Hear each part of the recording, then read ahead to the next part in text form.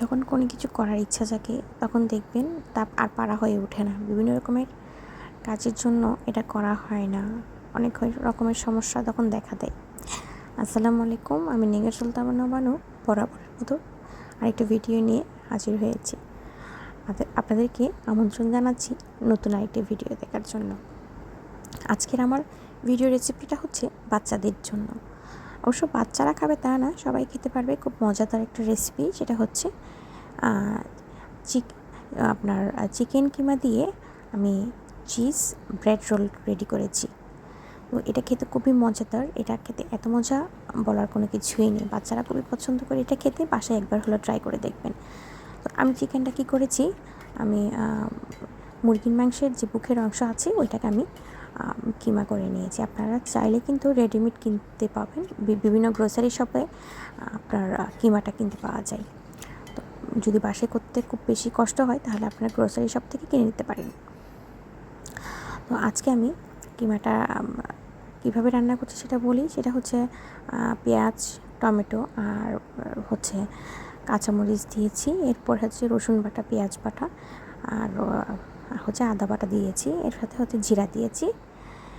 এখন আর এখানে কিন্তু কোনো অবস্থাতে পানি দিবেন না, পানি দিলে কিন্তু এটা ভালো লাগবে না।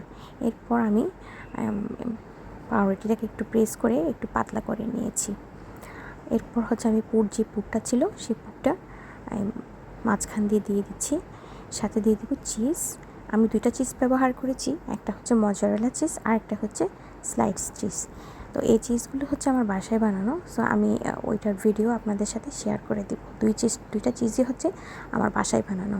তো এই 2 চিজের যে ভিডিও আপনাদের সাথে দিয়ে দিব, আপনারা এটা অবশ্যই পারবেন। আমি খুব ইজি প্রসেসে আপনাদেরকে দেখিয়ে দিব কীভাবে চিজগুলি বানানো হয়। তো এটা আমি রোল করে নিয়েছি, আমি এক হাতেই করছি, কারণ এক হাতে আমি মোবাইলটা ধরেছি, তাই এক হাতে আমি এটা রোল করছি। তো একে একে সব রোল আমি করে নিয়েছি। আপনারা যে পুরটা দেখছেন এটা শুধু চিকেন দিয়ে বানাতে হবে আসলে তা নয়, আপনারা চাইলে এটা ভেজিটেবলস দিয়েও করতে পারেন, ডিম দিয়ে ভেজিটেবলস দিয়েও করতে পারেন। অনেকে হচ্ছে চিংড়ি দিয়ে করতে পছন্দ করেন, চিংড়ি দিয়েও করতে পারেন। আর এই যে ব্রেড ক্রাম্বটা দেখছেন, এই ব্রেড ক্রাম্বটা কিন্তু আমি বাসায় করেছি। কীভাবে করেছি আপনাদেরকে বলছি। যে আপনার পাউরুটির যে কাঁচা ছিল, যে 4 সাইডের যে অংশটা ছিল ওই অংশটা আমি ফেলে দিইনি, ওই অংশটা কেটে আমি ব্লেন্ড করে নিয়েছি, ব্লেন্ড করে ব্রেড ক্রাম্ব করে নিয়েছি। আপনি যদি সাথে ওইখানে একটু কালার মিশিয়ে দেন, অরেঞ্জ কালার মিশিয়ে দেন, আপনি পাউডার কালারটা, তাহলে হয় কি কালারটা রেড, খুব সুন্দর একটা অরেঞ্জ কালার আসে, এটা দেখতে খুব সুন্দর লাগে। এই মুহূর্তে আমার কাছে আসলে কালারটা ছিল না, তাই আমি দিতে পারিনি। তো আপনি একে একে করে একটু ডিম চুবিয়ে ব্রেড ক্রামের সাথে একটু সুন্দর করে কোটিং করে আপনি একটু গরম তেলে দিয়ে দিবেন। গরম তেলে দিয়ে দেওয়ার পরে একটু যখন লালচে ভাব হয়ে যাবে তখন নামিয়ে নেবেন। নামানোর পরে আপনি সস দিয়ে এটা খাবেন, আসলে এত মজা লাগে যখন মেল্টেড চিজগুলো যখন মুখে আসে, খেতে এত মজা লাগে, এত অসাধারণ লাগে, আসলে বলতে পারি না। আমার বাচ্চারা এত পছন্দ করে, আমি আসলে কী বলবো, ওদের খুব প্রিয় একটি খাবার। তো এটা গরম গরম সস দিয়ে খাবেন, যাতে চিজটা ভিতরে নরম থাকে, তখন খাবেন, অনেক অনেক মজা লাগে খাবারটা। তো আপনারা চাইলে যে পুরটা আমি দিয়েছি চিকেন ছাড়াও আপনি এটা ভেজিটেবল দিয়েও করতে পারেন, আবার চাইলে আপনি নুডলস দিয়েও ভিতরে করতে পারেন। এটা হচ্ছে যার যার ব্যক্তিগত ব্যাপার।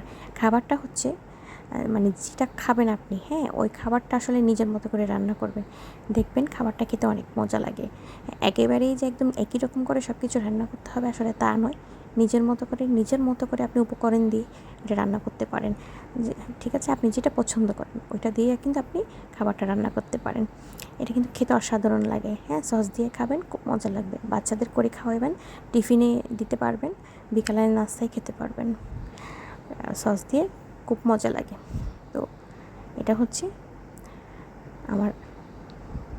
আমার আজকের বিকালের নাস্তা, এটা আমি খেয়েছি, খুব মজা লেগেছে।